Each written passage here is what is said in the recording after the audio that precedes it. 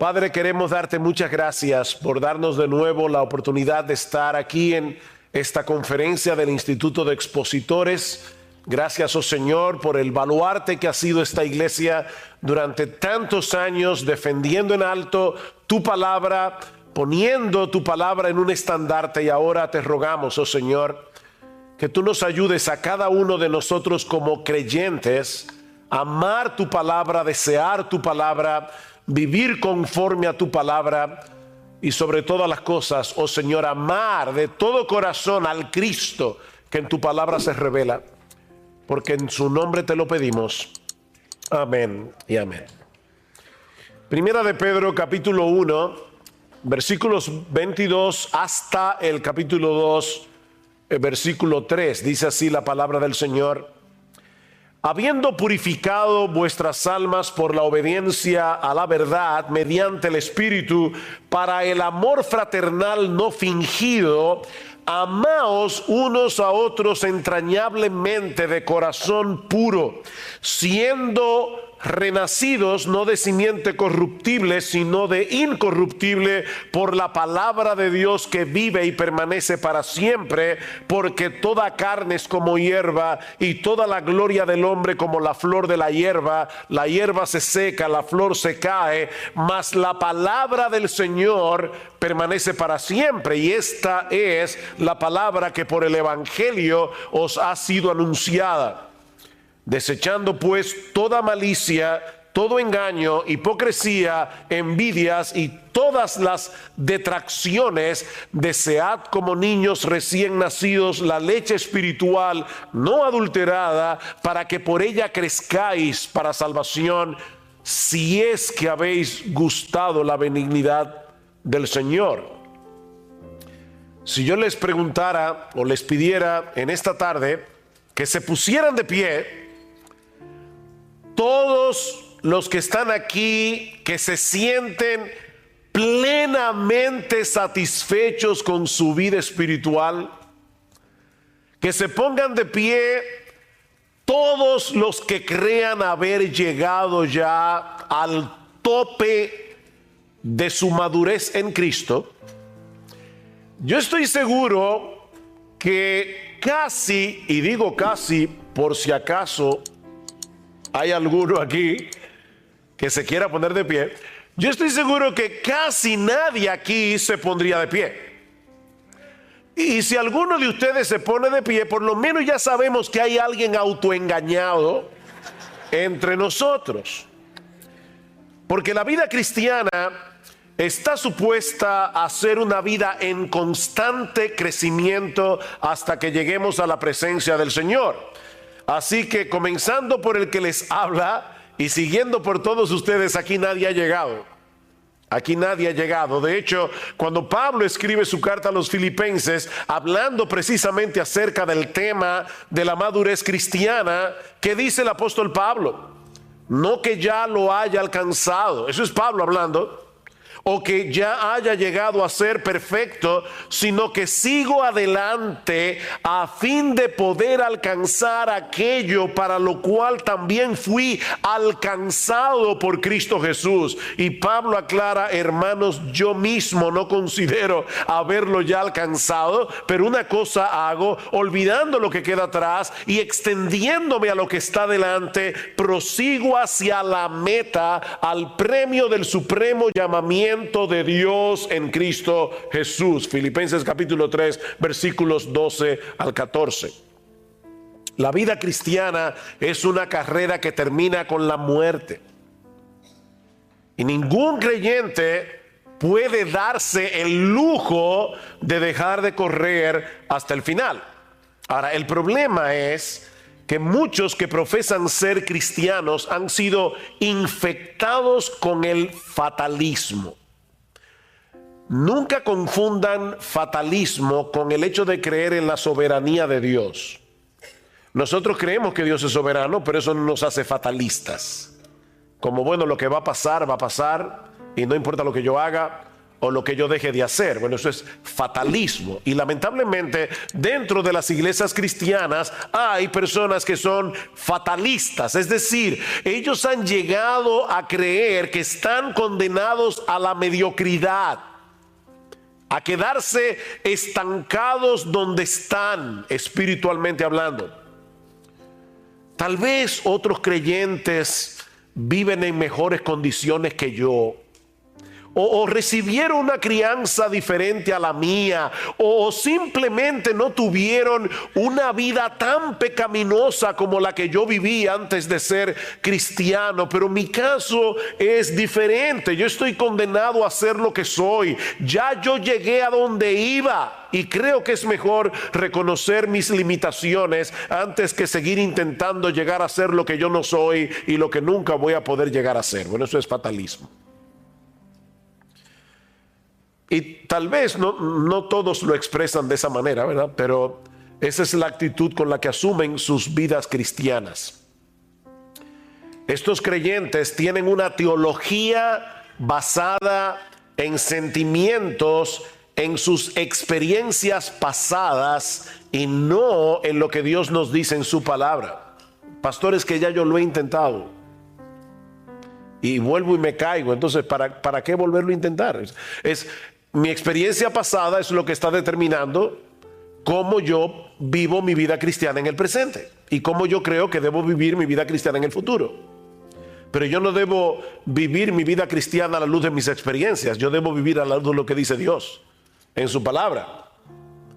Estos cristianos se sienten atrapados como si no hubiera otra opción para ellos. Ahora, yo espero demostrar en este preditaller que sí hay otra opción si somos verdaderos cristianos, porque Dios nos ha dado todos los recursos que necesitamos para nuestro crecimiento espiritual. Y mañana vamos a hablar acerca de la suficiencia de las Escrituras y vamos a ampliar este tema, pero en esta tarde yo quiero decirles que ustedes no están condenados a quedarse donde están, ni yo tampoco. Solo que no existe ningún atajo en la carrera de la fe, ninguna experiencia mística o emocional que nos lleve a crecer espiritualmente de la noche a la mañana. No, mis hermanos, se trata de un proceso gradual que dura toda la vida por la obra del Espíritu Santo en nosotros a través de su palabra. Y de ahí la exhortación que nosotros encontramos en nuestro texto en el capítulo 2 de la primera carta del apóstol Pedro. Y allí tenemos en primer lugar un mandato. De hecho, el único mandato que hay en este pasaje que yo leí, y está en el versículo 2: desead. Desead como niños recién nacidos la leche espiritual no adulterada. Notan, mis hermanos, que no se trata de una sugerencia, es una orden. Lo que hace mucho que no pasaron por la escuela saben que la palabra desear aquí está en qué modo imperativo. ¿Y qué indica el modo imperativo?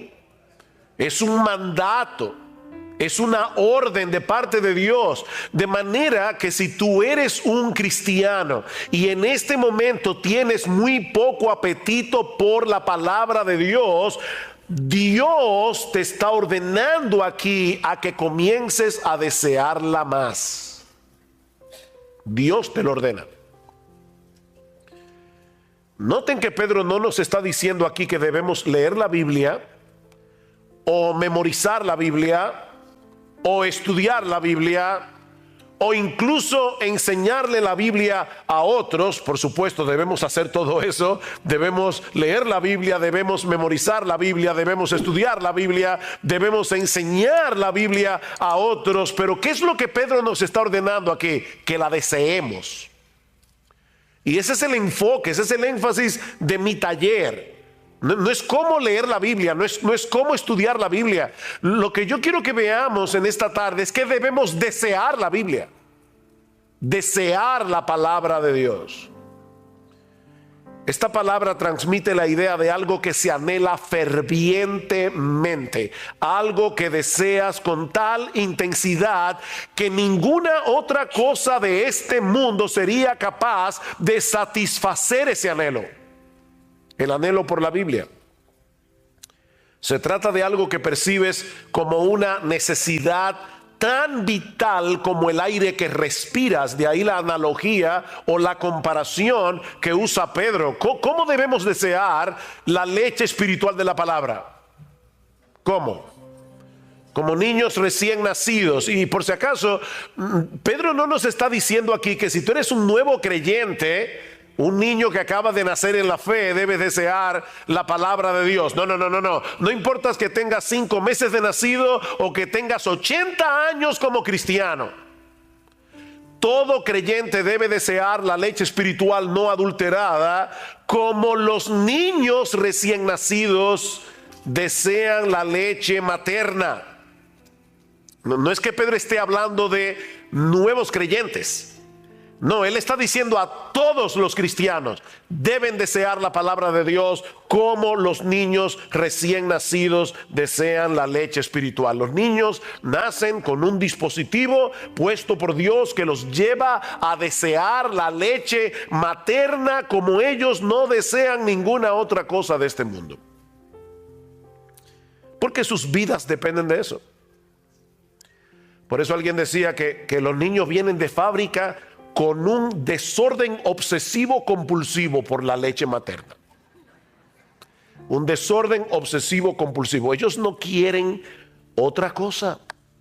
Y ustedes ven que da risa porque las madres se preocupan mucho por el color de la frazada con el que ellas envuelven al bebé mientras los lactan. ¿Verdad? Bueno, por lo menos en República Dominicana. Sobre todo si hay visita en la casa. Y ellas quieren que hasta eso se vea bien, ¿verdad? La frazada. Pero créanme, los niños recién nacidos no tienen ningún interés por la frazada. A ellos no les importa de qué color es, no les importan los animalitos que la abuelita le bordó. Ellos quieren leche, la leche de la mamá. No les interesa otra cosa. Tú le puedes ofrecer un peluche sumamente llamativo, pero ellos no quieren un peluche, ellos quieren leche. Y tienen una alarma horrible para que no se te olvide. Hace mucho oí la historia de un señor que tenía muchísimas deudas y alguien le preguntó: ¿y cómo tú duermes por las noches debiendo tanto dinero? Y dice: yo duermo como un bebé.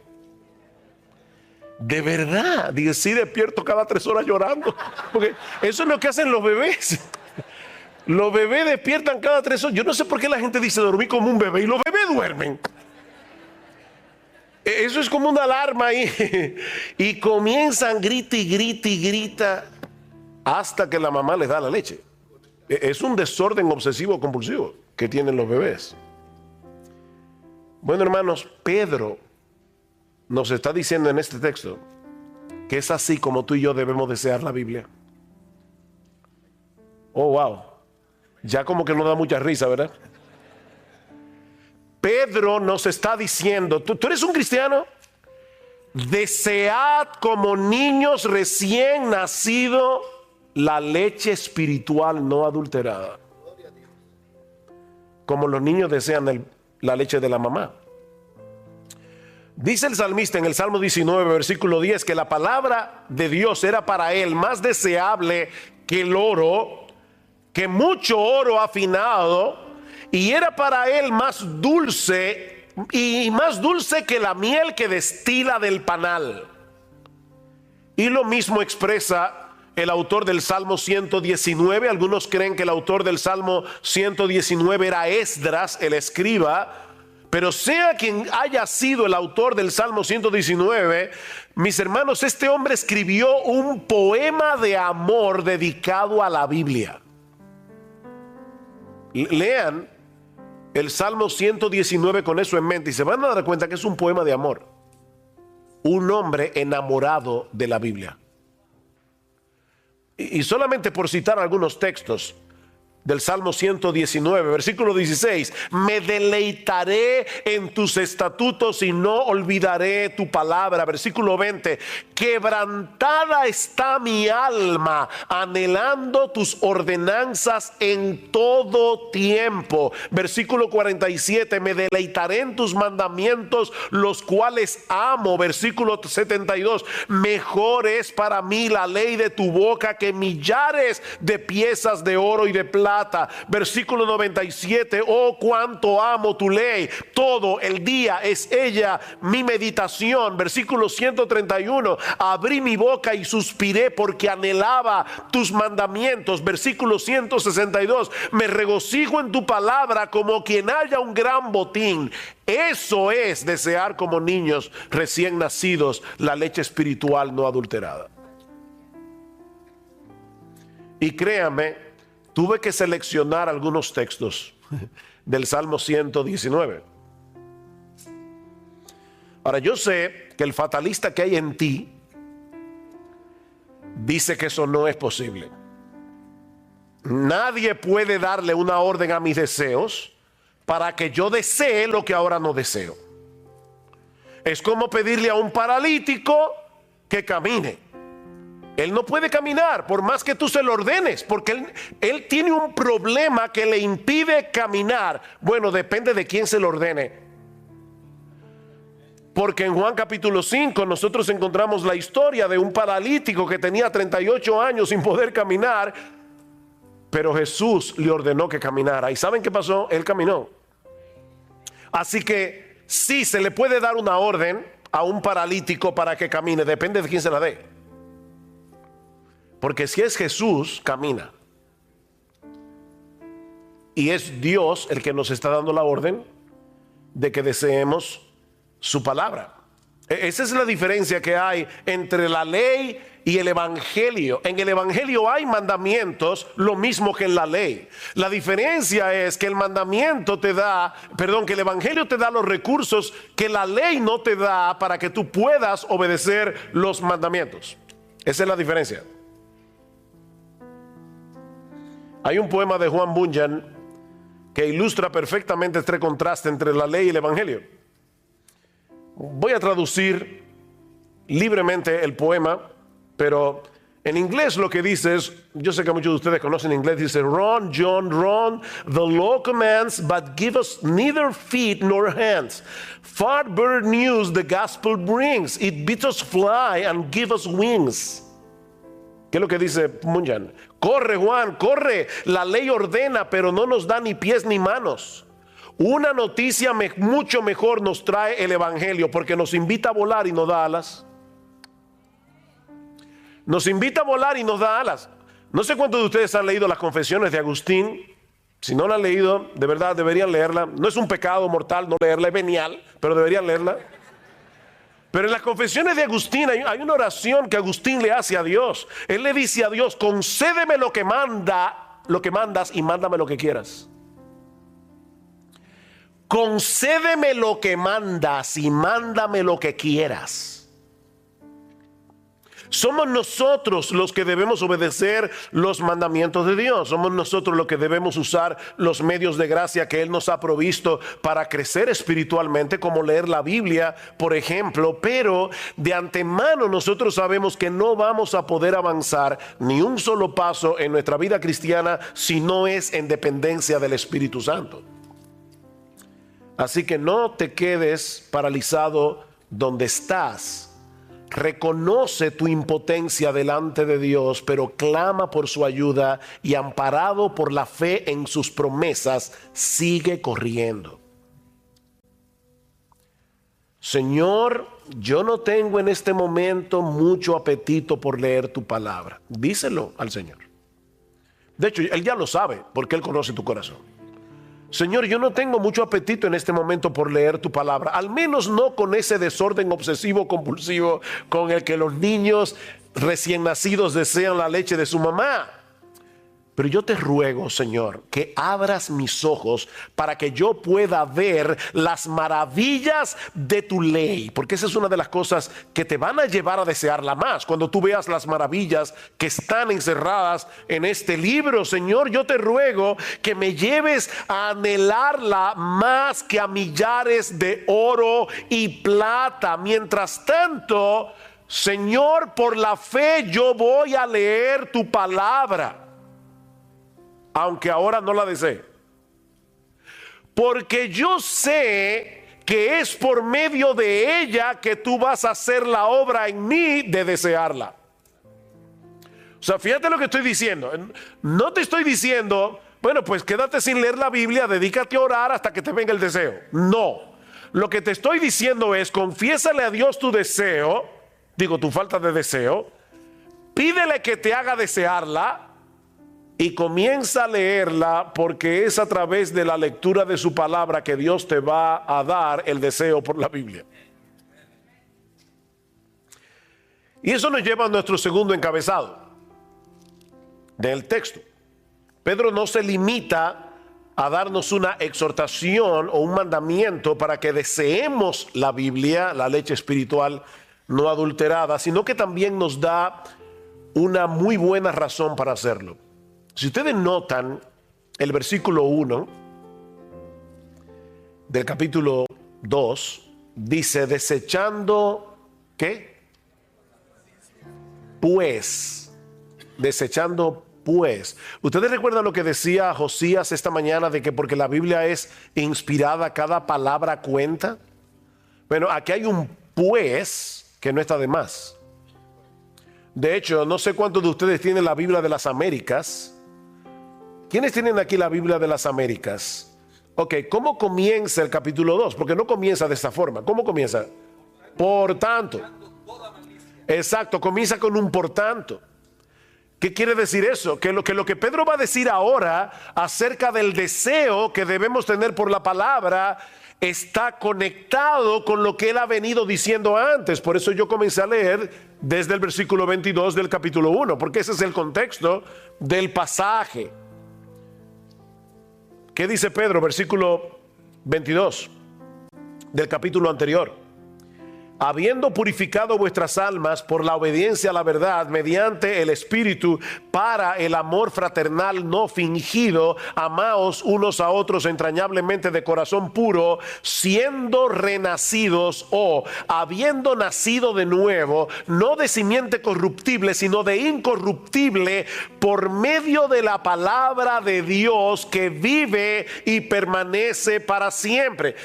Por tanto, desechando toda malicia, ¿ven el punto? La conexión. Fue por el poder de la palabra que Dios impartió en nosotros una nueva vida, dice Pedro, al punto de ser capaces de amarnos unos a otros con un amor sincero de hermanos. O sea, la palabra de Dios es tan poderosa que a través de su palabra nuestros corazones fueron purificados, nuestros corazones fueron libertados de la esclavitud del pecado, fueron libertados del orgullo, fueron libertados del egoísmo. ¿No es eso lo que nos impide amar a los demás? Bueno, Pedro dice, fue por la palabra que ustedes fueron purificados de esa manera, para que se puedan amar. Dice en Santiago capítulo 1 versículo 18, en el ejercicio de su voluntad, Él nos hizo nacer por la palabra de verdad, para que fuéramos las primicias de sus criaturas. El nuevo nacimiento se produce por la palabra. ¿Qué debemos hacer ahora? Alimentarnos de esa misma palabra que nos dio vida. Esa misma palabra por la cual fuimos transformados. Alguien decía, la madre de la criatura es también la amamantadora de ella, ¿no es así? La que pare el niño es la que la amamanta. Bueno, ¿quién te parió? Te parió Dios. ¿Por medio de qué? Por medio de su palabra. Eso es lo que Pedro está diciendo. Fuiste engendrado por la palabra, amamántate de la palabra. Ahora tienes que seguir alimentándote por esa misma palabra, porque este libro no es un mero registro de las cosas que Dios hizo por nosotros o que Dios habló en un pasado distante. No, mis hermanos, esta es la palabra viva exhalada por el Dios vivo. Por eso es que constantemente nosotros encontramos expresiones en la Biblia como, por eso es que dice el Espíritu Santo, no dice dijo, dice el Espíritu Santo. Como en Hebreos capítulo 3, versículo 7 creo, como dice el Espíritu Santo. Todavía lo sigue diciendo. Esta palabra sigue hablando hoy como cuando se pronunció por primera vez. Es una palabra viva. Y ya oyeron ustedes hablando de la inspiración bastante hoy. Toda la escritura es inspirada por Dios y útil para enseñar, para redarguir, para corregir, para instruir en justicia, a fin de que el hombre de Dios sea perfecto, enteramente preparado para toda buena obra. Es la palabra exhalada de Dios. Es por eso que este libro es eficaz, porque está vivo. Increíble. Bueno, iba a usar esa ilustración mañana, pero bueno, ya, ni modo. ¿Saben que leí recientemente que una sociedad de ateos en Estados Unidos estaba haciendo fuerza porque sacaran la Biblia de los hoteles? La Biblia de los Gedeones. Y la pregunta mía es, ¿y por qué los ateos quieren que saquen la Biblia de los hoteles? ¿Será porque ellos creen que ella es capaz de convertir a la gente? Parece verdad como que los ateos tienen más fe en la palabra que muchos cristianos. Ellos le tienen miedo a este libro, a lo que este libro puede hacer. Y por eso quieren sacarlo de las escuelas, quieren sacarlo de los hoteles, quieren sacarlo de todas partes. La palabra de Dios es viva y eficaz y más cortante que toda espada de doble filo. La palabra de Dios está viva. Este libro está vivo. Es un libro poderoso. O el texto que citó nuestro hermano Carballosa ahora, dice, por eso también nosotros sin cesar damos gracias a Dios. Primera Tesalónica 2:13, de que cuando recibisteis la palabra de Dios que oísteis de nosotros, dice, la aceptasteis no como la palabra de hombres, sino como lo que realmente es. Estoy leyendo de las Américas, la palabra de Dios, la cual también hace su obra en vosotros los que creéis. Hace su obra. Es una palabra viva. Dios sigue hablando hoy a través de su palabra para transformar la vida de aquellos que la reciben por medio de la fe. Esta es una palabra que nunca perderá su poder de transformar. Sigue diciendo Pedro en el capítulo 1, porque toda carne es como hierba, versículo 24, toda la gloria del hombre como la flor de la hierba se seca, la flor se cae, mas la palabra del Señor permanece para siempre. Y esta es la palabra que por el evangelio os ha sido anunciada. Por tanto, desead como niños recién nacidos la leche espiritual no adulterada. La misma palabra que Dios usó para darnos vida es la misma que Él usa para sostener y fortalecer esa nueva vida. Y aunque el texto no lo menciona explícitamente, la persona divina que hace eso es el Espíritu Santo por medio de la palabra. Noten cómo Pedro comienza su primera carta, versículo 1 del capítulo 1. Pedro, apóstol de Jesucristo, a los expatriados de la dispersión en el Ponto, Galacia, Capadocia, Asia y Bitinia, elegidos según la presencia de Dios Padre en santificación del Espíritu, para obedecer y ser rociados con la sangre de Jesucristo. Es el Espíritu Santo el que hace esa obra por medio de su palabra. De manera que si tú quieres ver a Dios obrando en tu vida, si tú quieres que Él se manifieste en tu vida, sumérgete en este libro. Porque es aquí y no en ningún otro lugar donde Él se manifiesta. Yo escucho personas en el pueblo evangélico que quisieran tener alguna experiencia espectacular para poder sentir la presencia de Dios. ¿No tú quieres encontrarte con Dios? Búscalo aquí. Oye, que no lo vas a encontrar en ningún otro lugar. Tú quieres encontrarte con Dios, búscalo en este libro. Aquí es donde Dios se revela. Ustedes recuerdan aquella famosa escena cuando Elías mata o manda a matar a los profetas falsos de Baal y él mismo sale huyendo al monte Carmelo y se esconde de la furia de Jezabel, y dice que el Señor se le aparece en el primer libro de Reyes, capítulo 19. Escuchen lo que dice a partir del versículo 11: y he aquí Jehová que pasaba, y un grande y poderoso viento que rompía los montes y quebraba las peñas delante de Jehová, pero Jehová no estaba en el viento. A los que les encanta la cosa, no, ahí no estaba Dios. Y tras el viento un terremoto, ahí sí. No, Jehová tampoco estaba en el terremoto. Y tras el terremoto un fuego, ahí sí, fuego es lo que queremos. No, Jehová no estaba en el fuego. Y tras el fuego un silbo apacible y delicado. Y cuando lo oyó Elías, cubrió su rostro con su manto y salió y se puso a la puerta de la cueva. Y he aquí vino a él una voz diciendo: ¿qué haces aquí, Elías? ¿Se dan cuenta? El Señor no estaba ni en el viento, ni en el terremoto, ni en el fuego. Él estaba en el sonido susurro apacible de su voz. Dios se manifiesta en su palabra, Él actúa por medio de su palabra, Él se revela en su palabra, Él allí nos da a conocer lo que Él ha hecho, hace y hará a nuestro favor. Es por eso que esta palabra no solo alimenta, es una palabra que deleita. Vean una vez más el versículo 3 del capítulo 2 de Primera de Pedro. Dice: si es que habéis gustado la benignidad del Señor. Y podemos traducirlo también: ya que habéis gustado.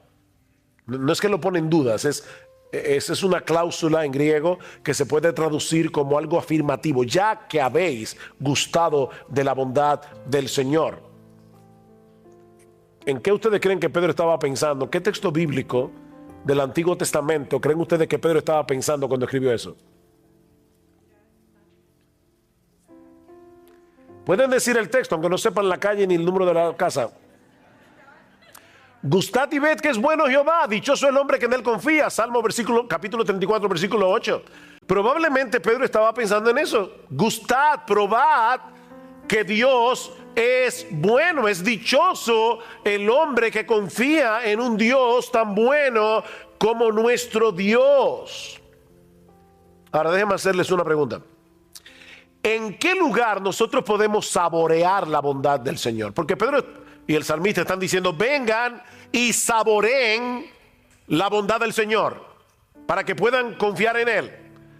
La pregunta que estoy haciendo es: ¿dónde nosotros podemos saborear la bondad del Señor? En la palabra de Dios. ¿Dónde fue que nos enteramos de que nuestro Dios nos había elegido para salvación desde antes de la fundación del mundo? Nos enteramos en su palabra. ¿En qué lugar fue que llegamos a conocer el carácter de Dios, al cual habíamos ofendido con nuestros pecados, pero también el plan que Él diseñó para poder darnos su justicia sin pasar por alto nuestra culpabilidad? ¿Dónde aprendimos eso? ¿En la Biblia? ¿Dónde podemos conocer las preciosas y grandísimas promesas de las que se nos habla en 2 de Pedro capítulo 1, versículos 3 y 4? Dejándonos ver en cada una de esas promesas la ternura de su bondad para con nosotros si somos sus hijos. ¿Dónde sabemos eso? ¿O dónde podemos saborear eso? En su palabra. Así que es una leche que alimenta, pero es una leche que deleita. Es una leche que deleita. Miren, mis hermanos, nosotros deberíamos leer la Biblia todos los días. Todos los días. Pastores, que yo no tengo tiempo. Ok, déjame decírtelo tiernamente. No mientas. No mientas. Dice John Piper que él cree que Dios movió las cosas para que se inventara el Facebook y el Twitter para demostrar en el día del juicio que no era verdad, que no había tiempo para leer la Biblia y orar.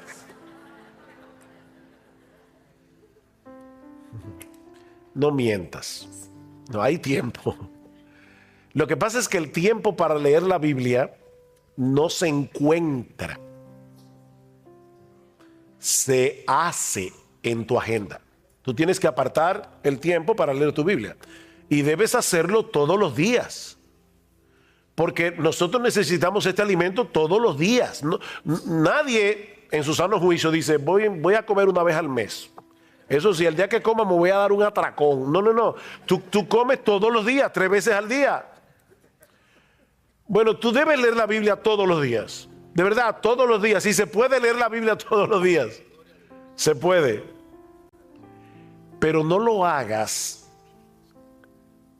pensando que si no lees la Biblia, ese día te va a caer un rayo del cielo. No es por esa razón que tú debes leer tu Biblia todos los días. No leas la Biblia por el temor de que si no la lees, Dios te va a castigar o ese va a ser un mal día para ti, todo te va a salir en contra. No. Nosotros leemos la Biblia cada día para conocer mejor a Jesucristo.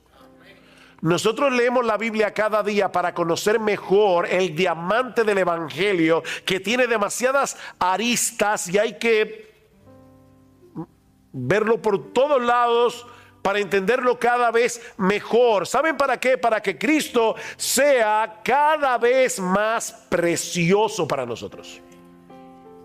Es por eso que debemos leer la Biblia. Porque toda esa bondad que nosotros hemos gustado de parte de Dios y que se encuentran en su palabra, han venido a ser nuestras únicamente por causa de Él. Me encanta como lo dice Pablo en el capítulo 1 de la segunda carta a los Corintios. Noten lo que dice en el versículo 20. Porque todas las promesas de Dios son en Él sí y en Él amén, por medio de nosotros para la gloria de Dios. No pierdan de vista la coma. Pablo no está diciendo que todas las promesas de Dios son en el sí, en el amén. No, en Él sí, coma. Y en Él, amén.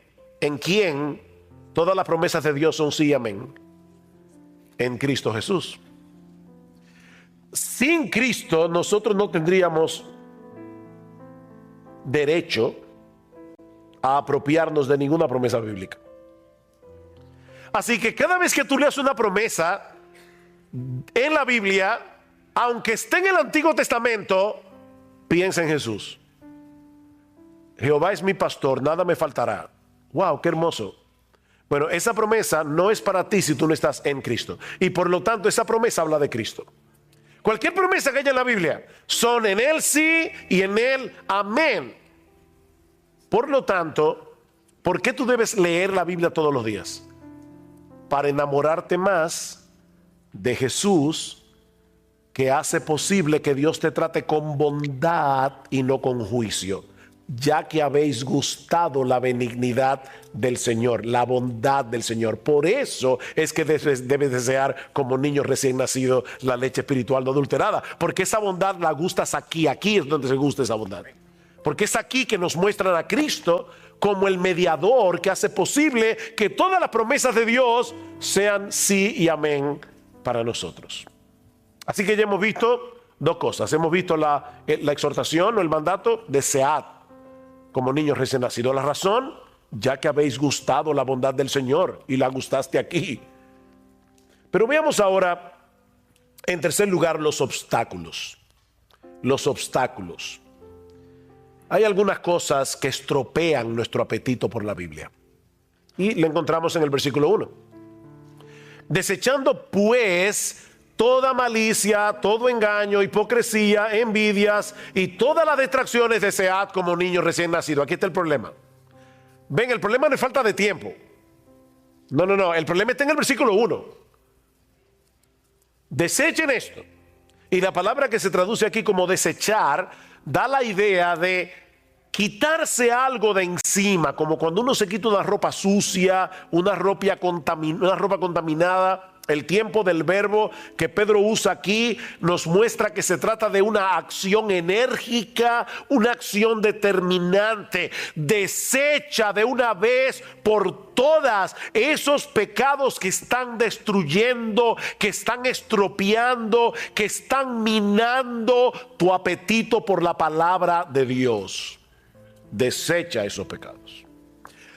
Ahora, quiero ponerlos a pensar y así me siento más tranquilo con mi conciencia de que de verdad fue un taller y no que estaba predicando. Déjenme hacerles una pregunta. Sí, porque entonces ustedes van a salir afuera y le van a decir, mi taller estuvo buenísimo, había hasta diapositiva y el mío no tiene nada de eso. Entonces déjenme por lo menos decir eso. Ok, vean el texto. Otra vez, léanlo, véanlo en su Biblia, versículo 1. ¿Ustedes notan algo interesante en esa lista de pecados que Pedro, sí, primera de Pedro capítulo 2, versículo 1? ¿Ustedes notan algo en esa lista de pecados? Hay varias cosas en esa lista de pecados que yo quiero que ustedes noten. Y quiero que me respondan los que hayan notado algo.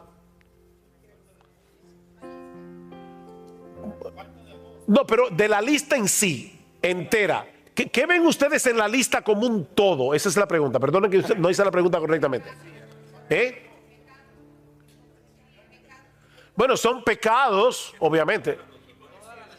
Oh, perdón, ¿cómo fue? Todos los pecados que están ahí son relacionales. Hay un montón de pecados que Pedro ni menciona. Esta lista no es exhaustiva. Todos los pecados de los que Pedro está hablando allí son relacionales. Todos tienen que ver en nuestro trato unos con otros. Por ejemplo, ahí no se habla del adulterio, no se habla del homicidio. Bueno, el homicidio es contra otro, pero no se habla ahí de eso. Son pecados relacionales. Pecados que atentan contra el amor. ¿Por qué? Porque Pedro acaba de decir que la palabra de Dios purificó nuestras almas para el amor fraternal, no fingido, de manera que ahora nosotros formamos parte de una comunidad de santos donde nos ayudamos mutuamente, porque resulta que el crecimiento en la piedad no se hace solo. Nosotros necesitamos una comunidad para amar la palabra y para obedecer la palabra. Y ahora Pedro nos está diciendo, cuídate de esos pecados que te alejan de la iglesia, cuídate de esos pecados que te alejan de la comunidad de santos, porque esos mismos pecados te alejan de la Biblia. Porque Dios te salvó para que tú seas parte de una comunidad. La vida cristiana no puede vivirse en soledad. De manera que nosotros podemos englobar todos esos pecados en uno solo. No actúen en ninguna manera que sea contraria al amor fraternal. ¿Saben por qué? Porque eso afectará nuestro apetito por la palabra. Cuando tú tienes problemas relacionales, también tienes problemas con el Señor. Y ya tú no quieres ir a su palabra. Porque la Biblia te manda que te arregles con tu hermano, que perdones, que no tengas amargura. La Biblia te manda todo eso. Entonces es difícil uno tener problemas con la gente y meterse en este libro. Échense de vosotros toda amargura, enojo, ira, gritería, maledicencia. Eso está en Efesios capítulo 4, versículo 32. Pastores, que yo no la puedo perdonar. No, otra mentira, tú no la quieres perdonar. Eso es diferente. Entonces tú no puedes amar este libro y estar con problemas con todo el mundo. No puedes. Eso va a minar tu apetito por la Biblia. Ahora, ¿no tienen algo interesante o algo más interesante aquí? Así como estos pecados arruinan nuestro deseo por la Biblia es el único antídoto que puede equiparnos para luchar adecuadamente contra esos pecados. O sea, esta leche espiritual no adulterada contiene todos los anticuerpos que necesitamos para luchar eficazmente contra los virus pecaminosos que atacan constantemente nuestra vida cristiana y sobre todo nuestra relación con los demás. En la misma medida en que saboreemos la bondad de Dios en Cristo revelada en las Escrituras, en esa misma medida será más fácil para nosotros luchar contra esos pecados que destruyen nuestra relación con los demás y nuestro deseo por la Biblia. Mira, si tú estás atesorando a Cristo por lo que estás aprendiendo de Él en su palabra, te será más fácil luchar contra la malicia, el engaño, la hipocresía, la envidia y la difamación. Repito eso. Si tú estás atesorando a Cristo por lo que estás aprendiendo de Él en su palabra, te será más fácil desechar la malicia, el engaño, la hipocresía, la envidia y la difamación. Vean el capítulo 1 y voy a leer un pasaje un poco largo, pero noten lo que dice Pedro en el versículo 3 del capítulo 1 hasta el versículo 9. Bendito el Dios y Padre de nuestro Señor Jesucristo, que según su grande misericordia nos hizo renacer para una esperanza viva por la resurrección de Jesucristo de los muertos, para una herencia. A todo el mundo le encanta la palabra herencia. Murió el tío rico. Bueno, no me voy a alegrar, pero me dejó una herencia. Para una herencia incorruptible, incontaminada e inmarcesible, reservada en los cielos para vosotros, que sois guardados por el poder de Dios mediante la fe, para alcanzar la salvación que está preparada para ser manifestada en el tiempo postrero, en lo cual vosotros os alegráis, aunque ahora por un poco de tiempo, si es necesario, tengáis que ser afligidos en diversas pruebas, para que sometida a prueba vuestra fe, mucho más preciosa que el oro, el cual aunque perecedero se prueba con fuego, sea hallada en alabanza, gloria y honra cuando sea manifestado Jesucristo, a quien amáis sin haberle visto, en quien creyendo, aunque ahora no lo veáis, os alegráis con gozo inefable y glorioso, obteniendo el fin de vuestra fe, que es la salvación de vuestras almas. ¡Wow! ¿Qué pasaje? Pregunta. ¿Qué tiene que envidiarle a los demás una persona que ha sido hecha coheredera con Jesucristo y que está experimentando aquí y ahora ese gozo inefable y lleno de gloria del que Pedro está hablando ahí? Piénsenlo. Una persona que de verdad se está alimentando de lo que dice ahí. ¿Cómo? ¿Y qué tú le vas a envidiar a otra persona? ¿Qué malicia vas a tener? La malicia de la que Pedro habla aquí es el deseo no solamente de tener lo que el otro tiene, sino de que él no tenga lo que yo no tengo. Somos bárbaros. Es increíble la maldad que hay en el corazón humano. No sé si han oído ese cuento indio, pero hay un cuento indio de un genio, de ese genio que se aparece y le dice al tipo: pídeme un deseo. No tres, uno. Pídeme un deseo. Lo que yo quiera, lo que tú quieras. Pero te advierto que lo que tú me pidas, al vecino le voy a dar el doble. O sea, que si yo te pido $1.000.000, al vecino le doy 2. Una mansión, 2 mansiones al vecino. No, si es así, déjame pensarlo. Finalmente el tipo le dijo: déjame ciego de un solo ojo. Óigame. Es que mire, somos envidiosos. Nos molesta que el otro tenga lo que yo no tengo.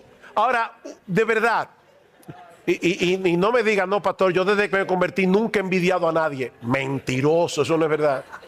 Pero lo que pasa es que la envidia es tan sucia que a la gente no le gusta reconocerla. Hermanos, una persona que está meditando en la Biblia y está viendo el diamante del Evangelio y todo lo que Dios nos ha provisto en Cristo, va a desechar toda malicia, engaño, hipocresía. Ven el punto: desead como niños recién nacidos, pero antes desecha todo aquello, para que puedas desear la leche espiritual. Pero hay algo más en el texto que ya hemos mencionado, pero que ahora vamos a enfocar de manera más particular, aunque brevemente. Perdona, ¿qué hora fue que empezamos? No, en serio, no es relajo.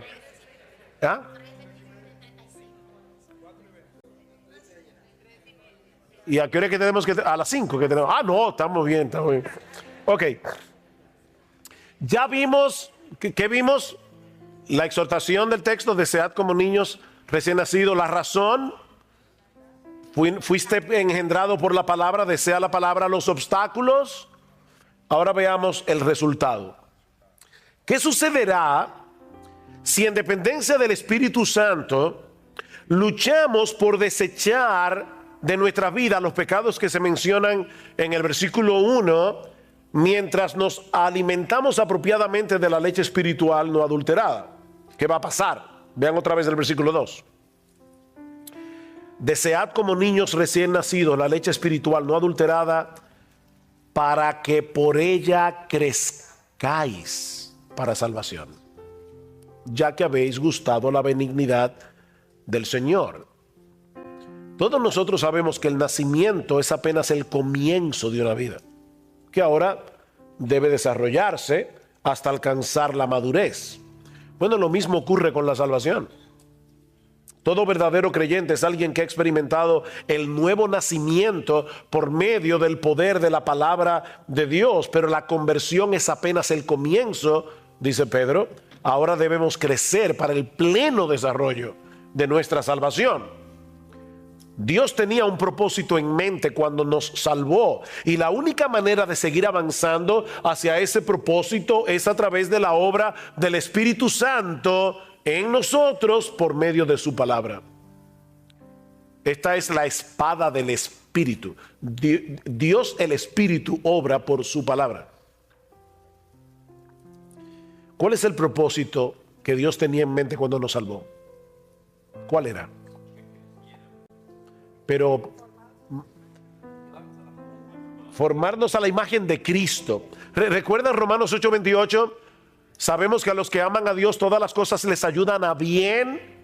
Esto es, para que no confundan el bien, esto es a los que conforme a su propósito son llamados. ¿Cuál es el propósito? Porque a los que antes conoció también los predestinó para que fuesen hechos conformes a la imagen de su Hijo, de modo que Él sea el primogénito entre muchos hermanos. El propósito para el cual todas las cosas obran es para hacernos como Jesús. Ese es el bien. No es que seas millonario, no es que tengas siempre salud. No, es que seas como Jesús.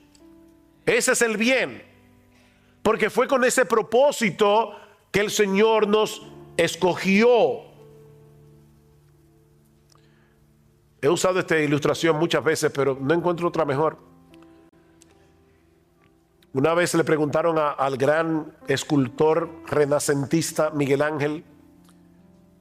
Él estaba con un bloque de mármol enorme, iba a esculpir un caballo. Yo no sé cuántos de ustedes han visto las obras de Miguel Ángel, aunque sea en foto, pero de verdad que parece que tienen vida. Y alguien le preguntó, ¿cómo tú puedes sacar un caballo de ese bloque de mármol? Y Miguel Ángel le respondió, es muy fácil, yo le quito todo lo que no se parece al caballo. Bueno, ¿saben qué es lo que Dios está haciendo? Dios nos toma así en bruto y nos salva. No te estoy diciendo que tú eres bruto, sino que tú eres como esa piedra bruta, no trabajada, y ahora Dios va a tomar el cincel y va a comenzar a golpearte para quitarte todo lo que no se parece a Jesús. Ese es el propósito. Ahora, ¿cómo yo avanzo hacia el propósito de ser cada vez más como Jesús? Bueno, el apóstol Pablo responde esa pregunta en 2 Corintios capítulo 3 versículo 18, mirando nosotros todos a cara descubierta como en un espejo la gloria del Señor, somos transformados de gloria en la misma imagen como por el Espíritu del Señor. Contemplando su gloria, somos transformados de gloria en la misma medida en que tú admiras a Cristo, te pareces a Cristo porque tú te conviertes en aquello que admiras. ¿Por qué ustedes creen que las personas imitan a los artistas? ¿Por qué quieren comprar donde ellos compran, usar la ropa que ellos usan? ¿Por qué? Porque tú te conviertes en lo que admiras. Bueno, si tú admiras la gloria de Cristo, te vas a parecer cada vez más a Él.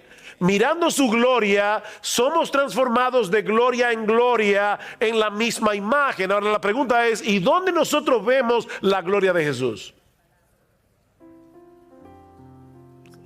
En la palabra de Dios, en el Evangelio. Si nuestro evangelio está encubierto, entre los que se pierden está encubierto, en los cuales el Dios de este siglo cegó el entendimiento de los incrédulos para que no les resplandezca la luz del evangelio de la gloria de Cristo. El evangelio de la gloria de Cristo, que es la imagen de Dios. Es en el evangelio donde brilla como en ningún otro lugar la gloria de Jesús. Bueno, es por eso que nosotros debemos desear como niños recién nacidos la leche espiritual no adulterada. El raquitismo espiritual no es una opción. Pedro concluye su segunda carta diciendo que creced en la gracia y en el conocimiento de nuestro Señor Jesucristo. Esto no es una opción. Y eso solo puede suceder a través de una dieta regular y constante de la leche espiritual no adulterada. Ningún creyente puede darse el lujo de dejarse alimentar regularmente de la palabra de Dios, así como ningún bebé puede dejar de beber la leche de su mamá o algún sustituto. Solo que en este caso no hay sustituto, porque esta es la única Biblia. La nueva vida en Cristo comenzó con la palabra, se sostiene y se fortalece con esa misma palabra. No existe otro medio. Necesitamos ver a Cristo en la palabra para deleitarnos en Él, para crecer en nuestra admiración por Él, porque es así como somos transformados de gloria en gloria en la semejanza suya. Pero cuando nos estancamos en el conocimiento de la Biblia, perdemos de vista a Cristo. ¿Y saben qué pasa? La Biblia pierde su fascinación. Este libro es fascinante, de verdad. Este libro es fascinante. Pero este libro solo es fascinante si tú puedes ver a Cristo aquí. Cuando tú comienzas a ver todas las conexiones. Y miren, déjenme dar un testimonio personal. Yo me convertí al Señor cuando casi estaba a punto de cumplir los 18 años de edad. Me invitaron a una iglesia un sábado. Yo no era creyente, en mi vida había leído este libro realmente. Y me fascinó lo que oí, aunque no creía en nada de eso, pero me fascinó. Y oré al Señor y le dije, mira Dios, si tú me estás oyendo, yo te quiero conocer. Yo no sé si tú estás ahí. Al otro día llamé a una amiga. Le dije, mira, me invitaron a una iglesia, así que si tú quieres ir conmigo. Esa amiga, yo tenía 17, ella 16, y ella me acompañó. Hasta el día de hoy está ahí sentada. Bueno, la Biblia dice que el que gana almas es sabio. Bueno, el asunto es que empezamos a leer la Biblia juntos. Y de verdad, hermanos, yo puedo decir como testimonio, la Biblia fue un descubrimiento para nosotros. Bueno, más para mí que para ella. Mi esposa Gloria había leído la Biblia, durante un tiempo fue una buena católica, yo no. Y ella conocía la Biblia, algo de la Biblia, yo no conocía nada.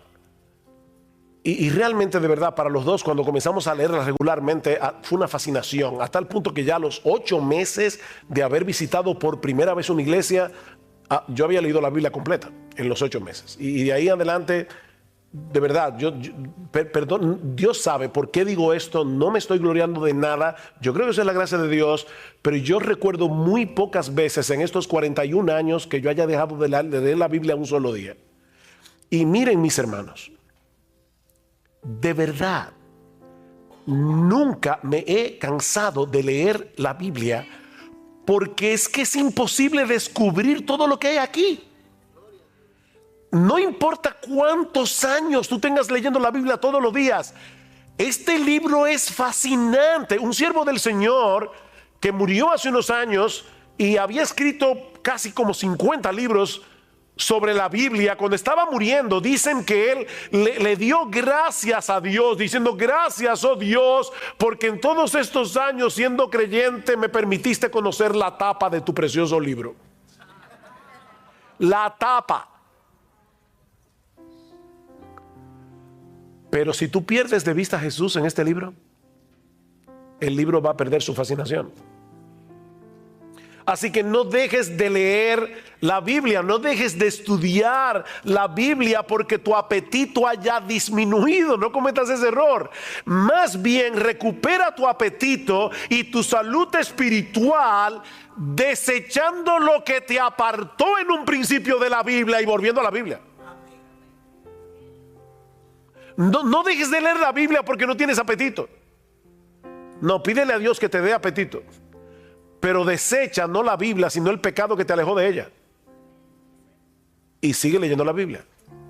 Y pidiéndole a Dios que te dé ojos para ver las maravillas de su ley. Porque la maravilla que está aquí encerrada es la gloria de Jesús. Y de verdad es sorprendente todas las conexiones que hay en la Biblia que te apuntan hacia Jesús. Sin espiritualizar las escrituras. Yo no estoy hablando aquí de alegorizar. No, nunca alegoricen con la Biblia. Estamos hablando de interpretarla correctamente.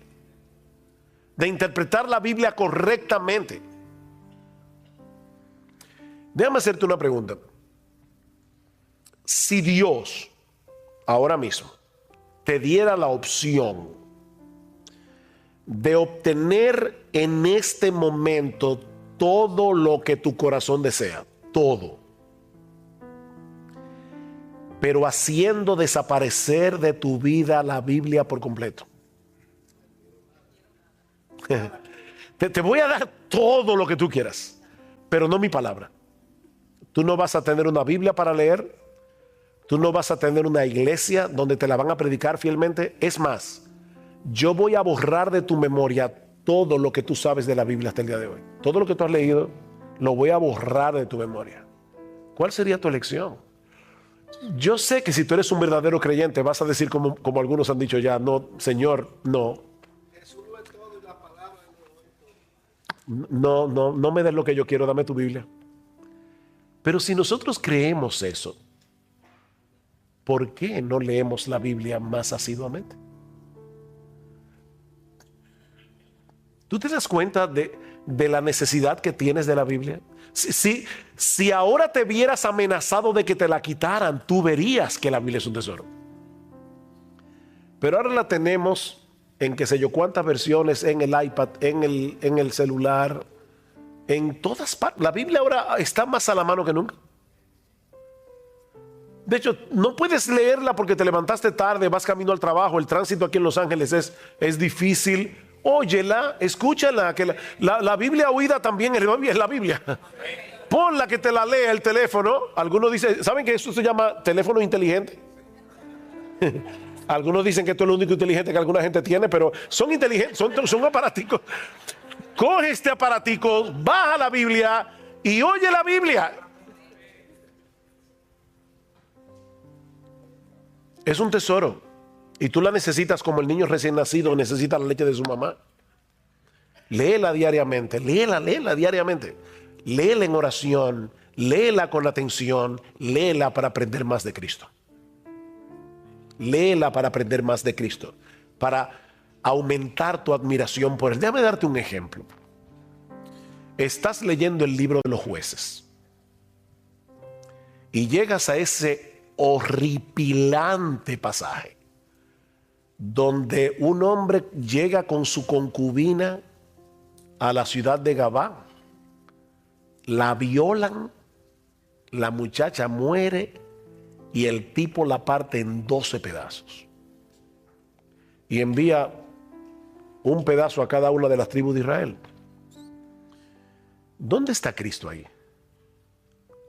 Y por favor no me diga que son 12 pedazos los 12 apóstoles, no. O sea, ¿dónde está Cristo ahí? ¿Sabe dónde está Jesús?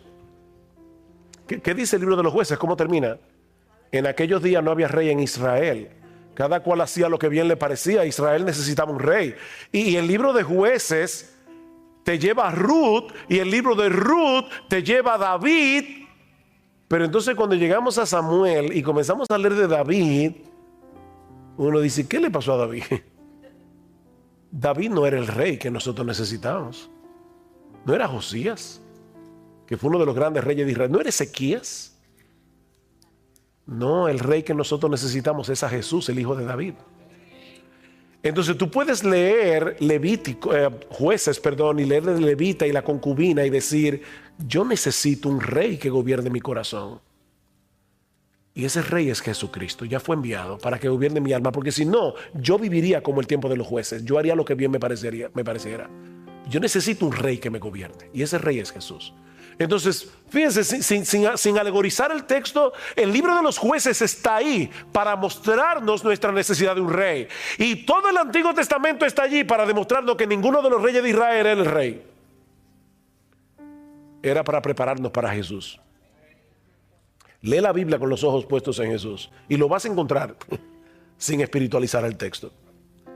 Y aunque sea imperceptible para ti, ¿sabes lo que va a pasar? Poco a poco vas a crecer espiritualmente.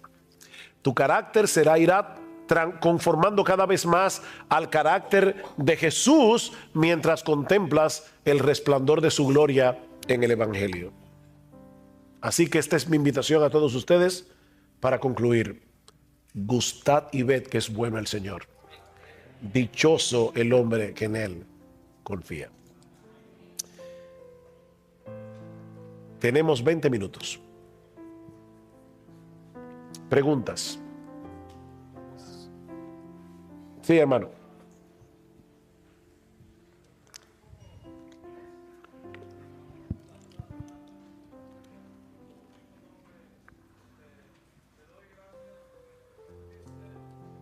Preguntas.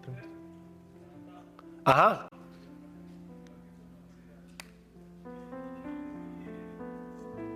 ¿Quién dijo eso? Oh, él está diciendo, es una ironía, porque él está diciendo, bueno, me pasé 60 años, yo no sé cuánto, estudiando la Biblia, y lo más que llegué a aprender fue esto: la tapa. O sea, es como, mira todo lo que me faltó conocer, porque yo nada más conocí la tapa. Pero obviamente fue una ironía, no una ironía, pero es diciendo, cuánto me faltó por conocer de tu libro.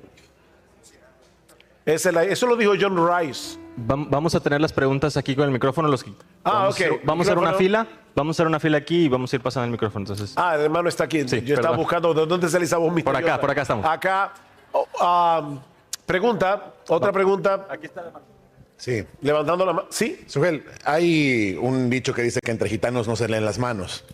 ¿Un dicho que dice? Que dice que entre gitanos no se leen las manos. Aquí estamos solamente hispanoamericanos y sabemos que hay un histórico lastre cultural entre nuestros pueblos por el cual no estamos acostumbrados a leer, no leemos tanto como deberíamos. ¿Qué opinión te merece eso?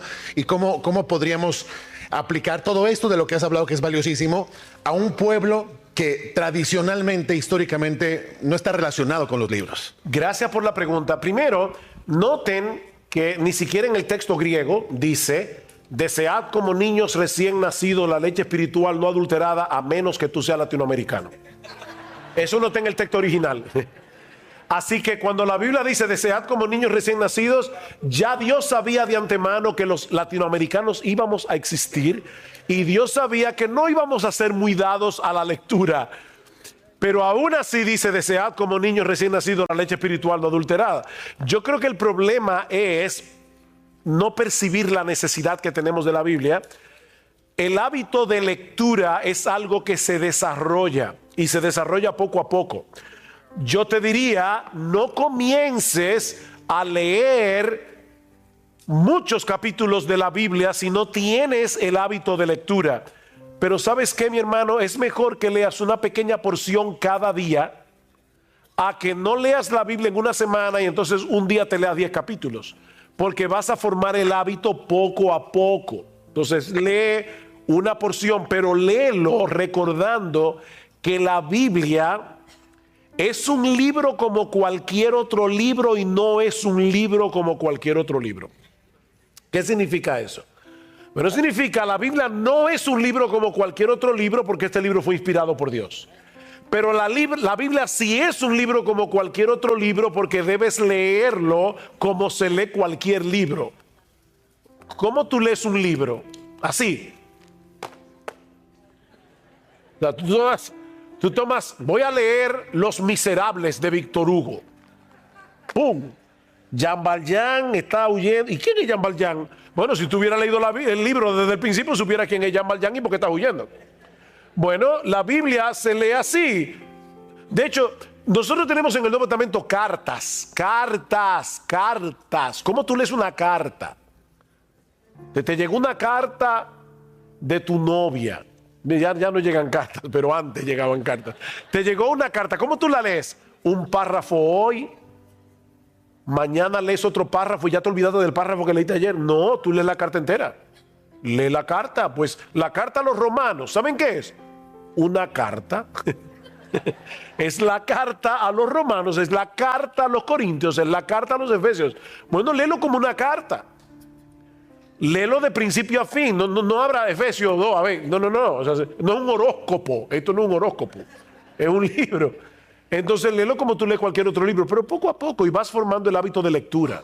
Pero es verdad que lamentablemente en América Latina no tenemos una cultura de lectura, pero aún así, mi hermano, tú eres cristiano, desea como niño recién nacido la leche espiritual adulterada. Lee tu Biblia. Poco a poco vas a formar el hábito. La siguiente pregunta que yo tengo es que usted dice, si Dios te dijere, te daré todo lo que tú quieres, pero te quitaré mi palabra y te borraré todo de tu mente. ¿A qué se refería allí? Prácticamente a mi alcance mueres espiritual. No, claro, esto es una ilustración. Dios nunca va a hacer eso, gracias al Señor. Él nunca nos va a poner a elegir. Sin embargo, el hecho de ponernos a elegir, aunque sea algo supuesto, nos ayuda a visualizar más claramente cuánto de verdad atesoramos la Biblia. Sin embargo, no actuamos en consecuencia. Porque si nos dijeran, te voy a quitar la Biblia, tú dirías, no me la quites. Bueno, pero sin embargo la tienes y no la lees. Entonces, fue para chocarlos un poco, pero obviamente Dios nunca va a hacer eso. Sí, buenas tardes, hermano.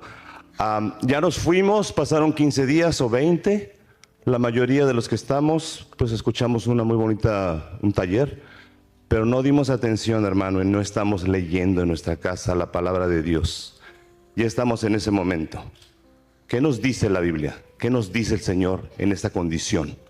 Bueno, vamos a suponer, se acabó la conferencia del IDEX, pasaron 2 semanas y tú dices, el taller del pastor Michelén. Yo no empecé a leer mi Biblia regularmente. Bueno, simplemente no te quedes postrado diciendo, oye, otra vez, es que yo no cambio, no voy a cambiar nunca. No seas fatalista. Señor, perdóname, debí haber hecho un plan, no lo hice. Perdóname por no haberlo hecho, pero voy a comenzar ahora. Y bien, comienza. No dejes que tu falta pasada te lleve a seguir cometiendo faltas futuras. Pide perdón y sigue corriendo. No te quedes postrado allí. Haz un plan de lectura. A nosotros siempre nos ha sido de mucha ayuda tener un plan de lectura. Porque a veces uno se levanta y dice, ¿qué leo de la Biblia? Así es muy difícil desarrollar el hábito. Es bueno que tú sepas, ok, hoy me toca Mateo 5, ya tú sabes, ya al otro día te va a tocar Mateo 6 y luego Mateo 7. Haz un plan de lectura que te permita exponerte a toda la Biblia. De paso, padres que están aquí, y volviendo a tomar el tema de la falta de lectura entre los latinoamericanos, ¿podemos nosotros cambiar esa cultura ayudando a nuestros hijos a desarrollar el hábito que nuestros padres no nos ayudaron a desarrollar? Ahora, ¿cómo tú crees que tus hijos van a desarrollar ese hábito por la lectura si no te ven leyendo? Y de hecho es algo que, voy a decir esto, yo no soy dogmático con lo que voy a decir ahora, porque de hecho hay personas cercanas a mí con quienes yo he hablado de este tema y no piensan igual que yo, y yo lo respeto. Pero esa es una de las razones por la que yo creo que los padres deberían considerar si es sabio leer aquí, en este dispositivo, que leer aquí. Porque cuando tú estás leyendo, yo leo la Biblia aquí, yo no tengo hijos en casa. A veces, yo prefiero leer mi Biblia aquí, pero a veces si voy de viaje y de repente veo que en el avión dejé la Biblia en el carry-on y está arriba y tengo el iPad en la mano, yo leo la Biblia en el iPad. Sin embargo, cuando nuestros hijos nos ven con este dispositivo en la mano, ellos no saben qué es lo que estamos haciendo. Ellos no saben si estamos jugando algo, ellos no saben si estamos leyendo la Biblia, ellos no saben eso. Pero cuando ellos te ven con la Biblia en la mano o te ven con un libro en la mano, eso impacta. Y yo lo digo por experiencia personal. Cuando yo era niño, a mí no me gustaba leer. Yo recuerdo la primera vez que yo vi un libro donde solo había letras sin figuritas. Yo no lo podía creer. ¿Y cómo a una gente le gusta un libro que solo tiene letras? Pero mi papá era un hombre con un muy buen hábito de lectura y con una buena biblioteca. Y yo lo veía leyendo.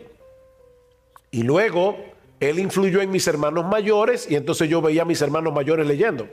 Y yo recuerdo como ahora, cuando yo tenía 12 años, yo no era creyente, ni en mi casa nadie era creyente, fue el boom de Gabriel García Márquez. Y estaba mi papá y mis dos hermanos leyendo 100 años de soledad. Y entonces hablaban de 100 años de soledad durante el tiempo de la comida y yo estaba en la luna de Valencia, ¿no? Como un pollo viendo televisión. Así que, ¿qué hice? Bueno, no tenía de otra, me tuve que poner a leer 100 años de soledad. Yo no recuerdo nunca a mi papá diciéndome lee, nunca me lo dijo. Pero su ejemplo me hizo desarrollar a mí y a mis hermanos el hábito de lectura.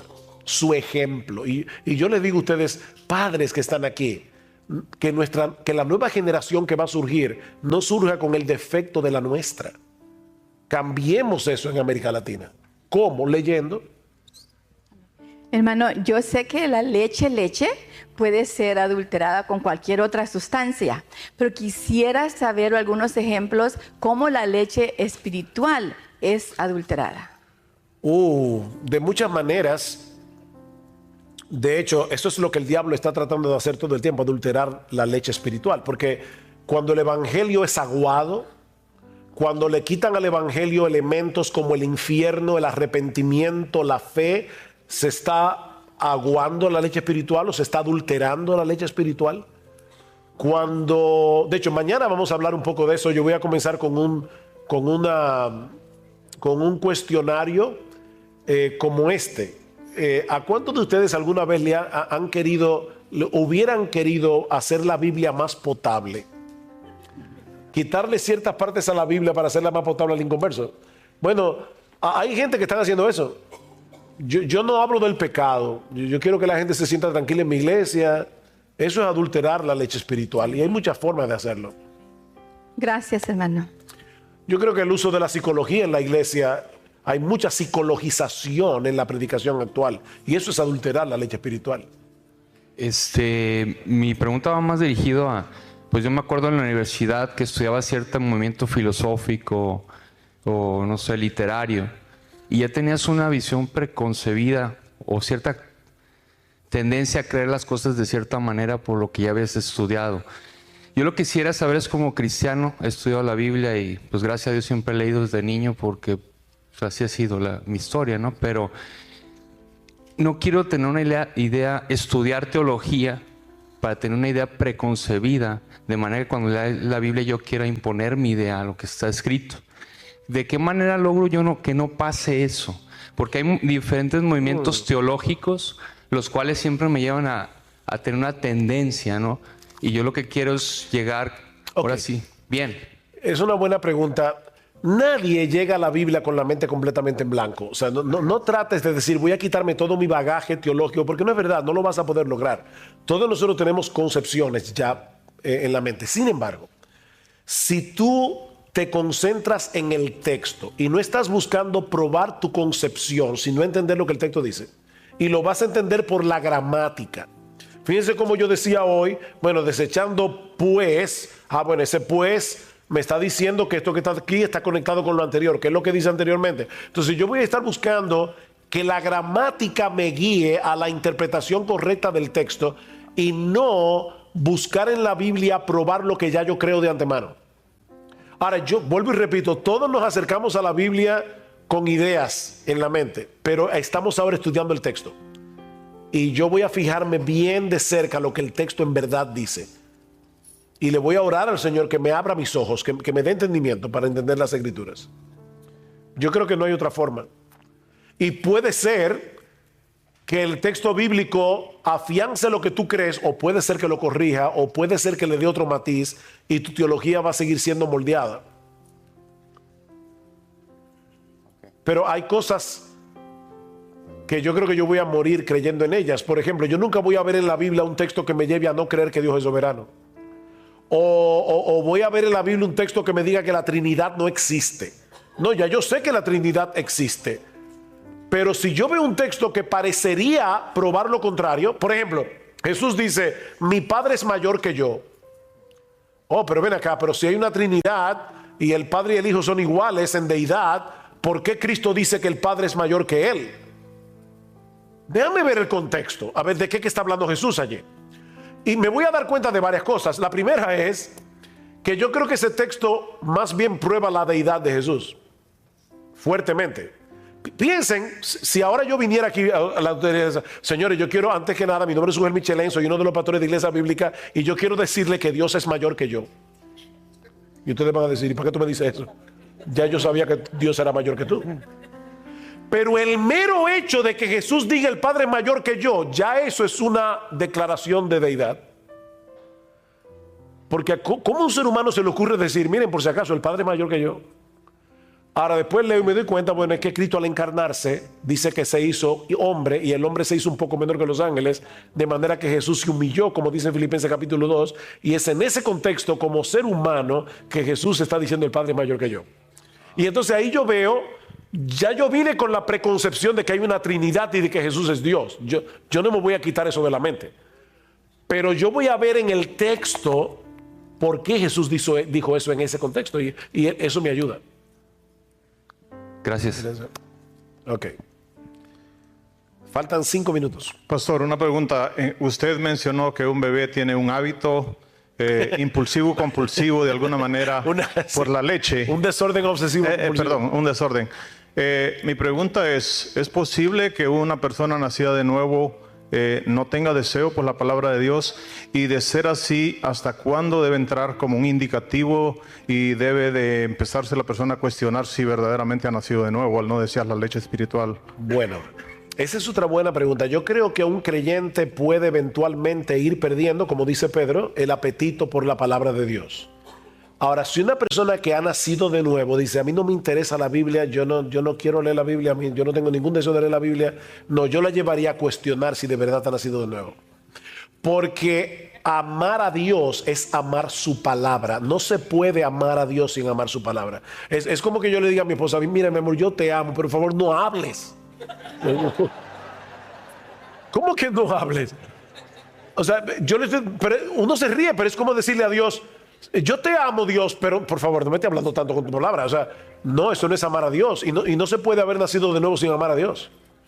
Entonces yo puedo entender que un verdadero creyente tenga un apetito estropeado, pero si nunca ha amado la Biblia, yo le diría, no, de verdad, tú necesitas nacer de nuevo. Buenas noches, pastor. Tengo 2 preguntas breves o de respuesta breve.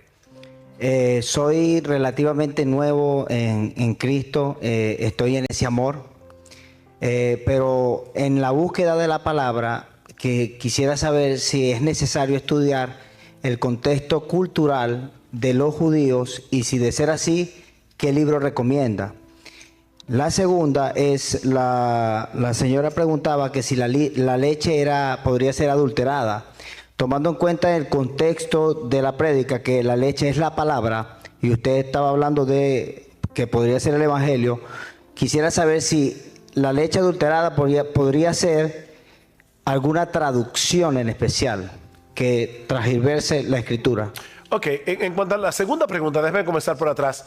Definitivamente sí hay traducciones que pueden adulterar la palabra de Dios. Ahora, yo les diría, de verdad, antes de decir que una versión está adulterada, no repitan lo que ustedes escuchan por YouTube.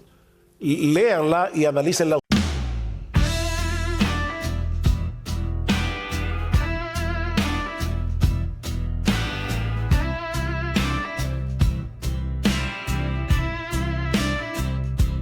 God forgive me for the things I've done and the fire I still run from. You were poison in a pretty face. I was wrecked, you were my grace. I made peace with the fall I took when you held me close but never looked. I thought you'd be the one to leave. Turns out it was me. Now baby, I'm gone and I'm never turning back around. I'll be the shadow you made that won't back down. You'll see me in your sleep, like the truth you never speak. Yeah, baby, that's what you did to me.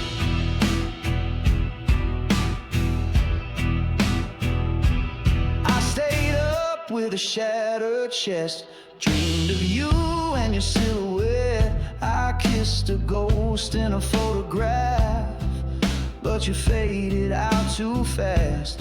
Now I know you're full of regret, but I'm not losing sleep on that. You built this ache inside my skin, so don't ask where I've been. Now baby,